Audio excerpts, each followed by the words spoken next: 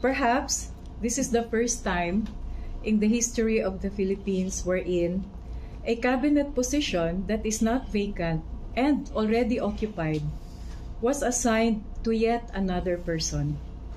This resulted in 2 appointees for only 1 position.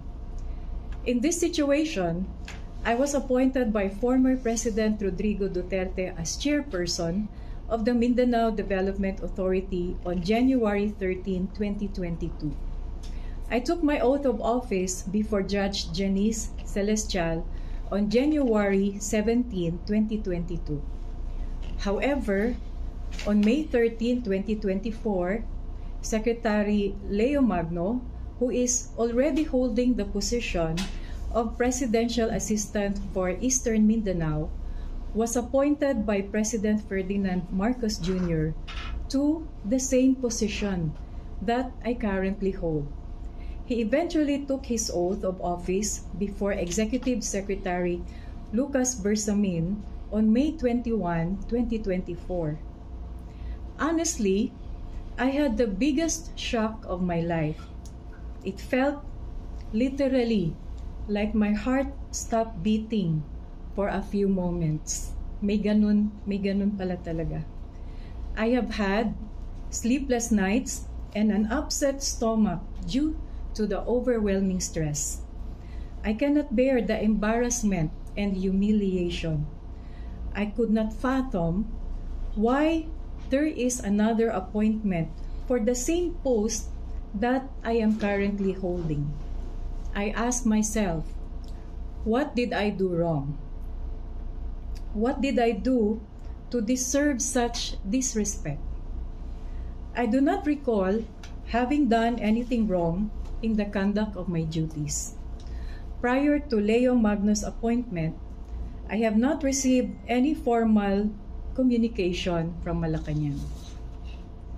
I have no quarrel with the stand of the other camp that the President has the authority to appoint because that is correct. There is no question on the matter. But regarding term of office and removal, we go back to the point that there is such a thing as Republic Act 9996 or the Mindanao Development Authority Act of 2010, Section 7, which explicitly states that the chairperson shall serve a term of 6 years from the date of his or her appointment unless removed for cause.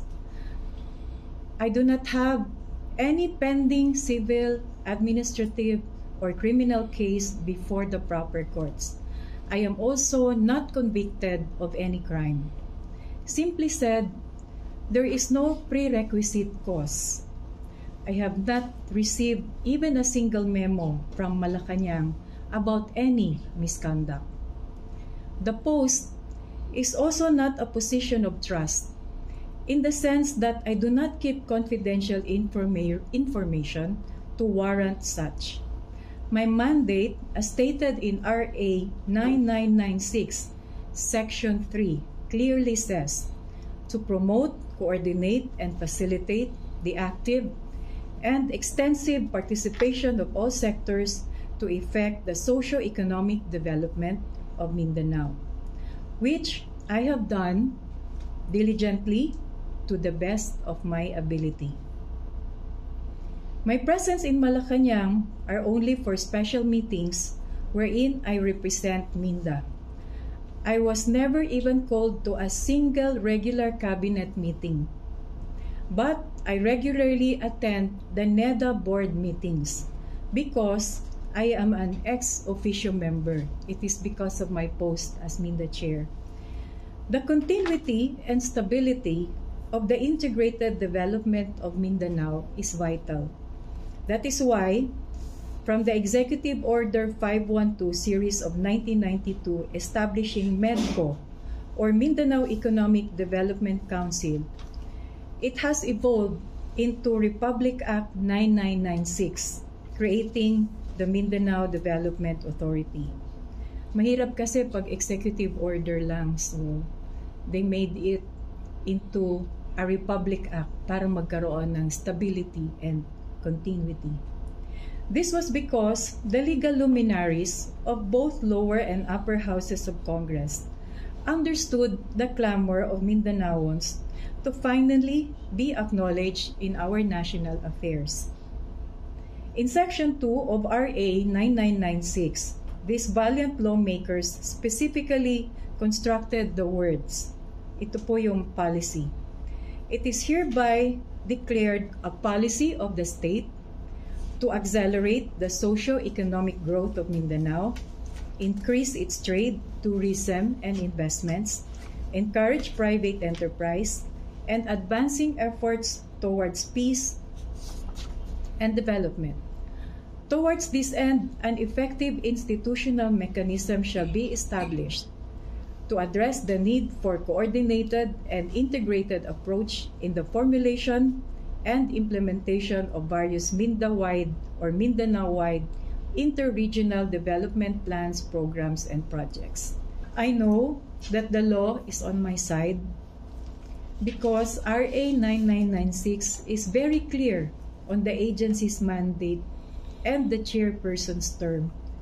And kung tatanggalin man, meron din siyang cause. Pinagdarasal ko po na sana ang kaso ay mapunta sa mga buting kamay na may malalim na pangunawa sa batas at may puso at malasakit para sa mga lingkod bayan na tulad ko na walang ibang hinangad kundi magtrabaho ng tapat para sa bayan.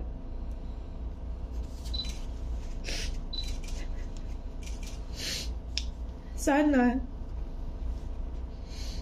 may pakita ng sitwasyon na ito ang totoong diwa ng bagong Pilipinas na ating hinahangad, kung saan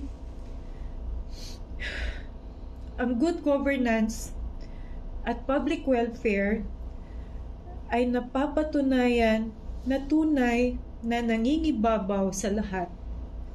Sana naman ay huwag ipawalang bahala ang mga umiiral na batas tulad ng Republic Act 9996. The law should always prevail. Syukran, dagang salamat, terima kasih, maraming salamat po.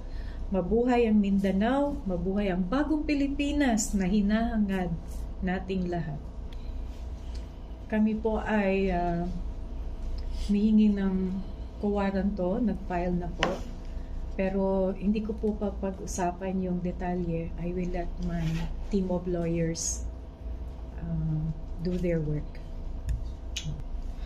Wala po, hindi po siya nakipag-usap sa akin ng face-to-face. But I remember, it was a Friday, I think last week. Tumawag siya sa phone. Anong date ba yung Friday? Tumawag siya akin sa phone, but I was on board a plane from Manila going to Davao. Sabi niya, Madam, asa ka karon? Sabi ko, I'm on board the plane. Bound Manila ako going to Davao. Tapos ang sabi niya, sige Madam, istorya lang ta pag-abot nimo sa Davao. So that was a Friday. So mali po yung nakalagay sa isang social media na news agency na pumunta daw ang transition team sa Minda office that same day, Friday, tapos hindi ko daw hinarap. Hindi po yun totoo, wala po yung katotohanan because I was in Manila. At tinanong ko rin yung mga security guard at mga tao dito sa Minda kung meron ba talagang pumunta na transition team. Wala naman daw. So, pinabubulaanan ko po yun, wala pong pumunta sa Minda na transition team or any kind of team from the other side sa Minda. At hindi po totoo na hindi ko sila hinarap during that time. I was physically in Manila. So how can I be in Davao at that time?